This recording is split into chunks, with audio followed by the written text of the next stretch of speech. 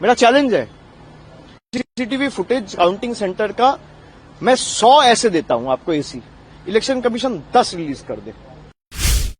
मैं आपको कंप्लेंट का कॉपी देता हूं जहां पे 17C में जो ईवीएम रिकॉर्ड हुआ था और जो काउंटिंग टेबल में जो ईवीएम आया है दोनों अलग मशीन है, सीरियल नंबर मैच ही नहीं कर रहे। 90% मशीन्स वेर 92%, 93%, 95% चार्ज। ये कैसे संभव है? सबका प्रोटेस्ट करने का हक होता है और किस तरीके से वो प्रोटेस्ट करेंगे वो उनका अधिकार है। अब जो कॉम्पिटेंट अथॉरिटीज है उनको क्या करना चाहिए वो तय करेंगे। उन्होंने, ममता जी ने साफ बताया है कि जिस तरीके से चुनाव में लूट मचाया गया है, हम हारे नहीं है, पर जिस तरीके से लूट के हराया गया है, मैं आपको मतलब सुबह से मैं ऐसे 100 कैंडिडेट से बात कर चुका हूं जो मुझे कह रहे हैं कि 17C फॉर्म पहले भी कहा हूं, मैं फिर कह रहा हूं कि ईवीएम, जो ईवीएम में वोट होता है वो शायद ना मैनिपुलेट हो, लेकिन ईवीएम्स कैन बी रिप्लेस्ड।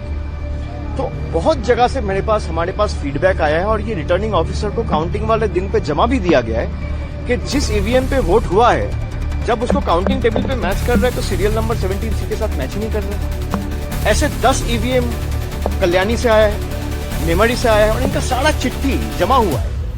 ऐसे 100 काउंटिंग सेंटर्स है, 100 एसीज है जहां पे आप अगर कोर्ट में जाओगे, चैलेंज करोगे तो 2 बजे के बाद सारे काउंटिंग एजेंट्स को हटा दिया गया, मार के भगा दिया गया और वो सारे सीसीटीवी फुटेजेस में रिकॉर्डेड है। आप मुझे बताइए 2 बजे तक जहां पे 90%, 80% काउंटिंग कंप्लीट होना चाहिए, आप कल टाइम स्टैम्प देख लीजिए इलेक्शन कमीशन का, दोपहर को 2 बजे तक, 2:30 बजे तक सिर्फ 4 राउंड काउंटिंग हुआ था और 20 राउंड बाकी है, कहीं 24 राउंड बाकी है, कहीं 25 राउंड बाकी है, कहीं 18 राउंड बाकी है।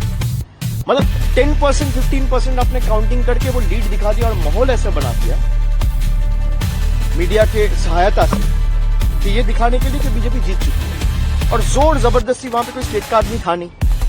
आप जिसको बिठाए काउंटिंग ऑब्जर्वर सेंटर का आदमी है, माइक्रो ऑब्जर्वर सेंटर का आदमी है, रिटर्निंग ऑफिसर इलेक्शन कमीशन ने बिठाया है, स्टेट के आदमी को हटा के अपने खास लोगों को बिठाया है।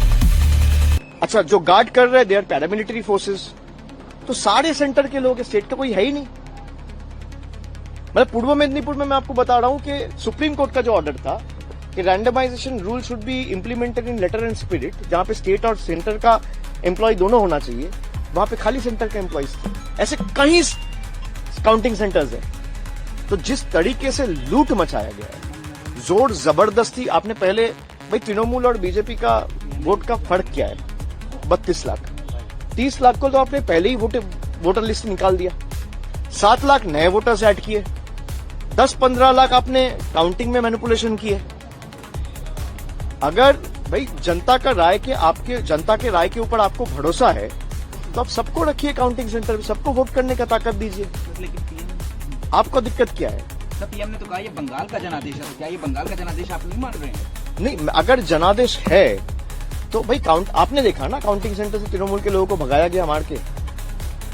वो सारे सीसीटीवी फुटेजेस रिलीज करे। भाई इलेक्शन कमीशन कुछ भी करता है तो आप लोगों को मीडिया में दे देता है रिएक्शन व्हाट्सएप ग्रुप में, तो सीसीटीवी फुटेजेस रिलीज कर दे कि काउंटिंग सेंटर में नहीं हुआ है, हम मान लेंगे जनादेश है।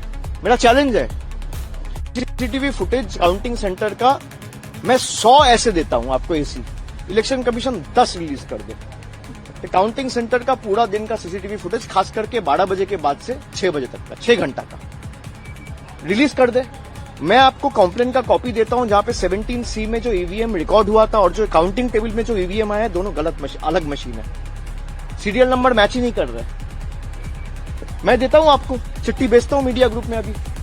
और ये आज मैं नहीं दे रहा हूं, कल हमारे काउंटिंग एजेंसी आरओ को दिया है, जहां पे मान लीजिए वोटिंग मशीन्स जो पूरा दिन आप ये कैमरा यूज कर रहे हो, बूम यूज कर रहे हो, भाई इसको आपको चार्ज तो करना पड़ता है। 12 घंटा मशीन यूज हुआ है जिसका चार्ज खत्म हुआ 50%, 55%, 59%, 60%, 90% मशीन्स वेर 92%, 93%, 95% चार्ज।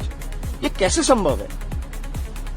तो जनादेश है तो आप ये सार्वजनिक कर दीजिए, हम मान लेंगे जनादेश है। और जनादेश चाहे तृणमूल को 80 सीट मिले, 8 सीट मिले, 100 मिले, 150 मिले या 2 मिले, भाई हम वो सर झुका के लोग जो आदेश देंगे हम वो मानेंगे, और लोकतंत्र का यही खासियत है।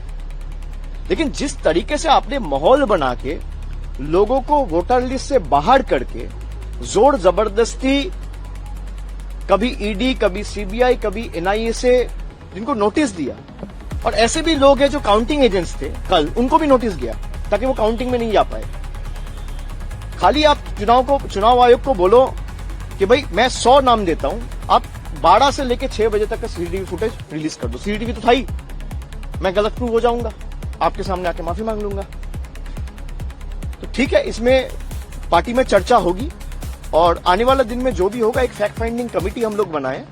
जिस तरीके से हम लोगों के ऊपर टॉर्चर किया जा रहा है, जाके पार्टी ऑफिस तोड़े जा रहे हैं, घर में घुस के मारा जा रहा है, हर जगह पे आपने देखा है। कल रात भर हम लोगों के पार्टी वर्कर्स के ऊपर जिस तरीके से अत्याचार हुआ है, मैं सबको यही कहूंगा कि तृणमूल के जितने भी सैनिक हैं, आप एकदम स्ट्रांग रहो, पार्टी आपके साथ डट के खड़ा है, और जहां तक हमें जाना पड़े हम आपके लिए जाएंगे। और इसीलिए एक 12 मेंबर्स का फैक्ट फाइंडिंग कमेटी बनाया गया है। 3 टीम अलग बनी है, जिसमें 4-4 मेंबर्स रहेंगे, और परसों से ये विजिट चालू होगा। कल आपको डिटेल ब्रीफिंग इसके ऊपर मिल जाएगी।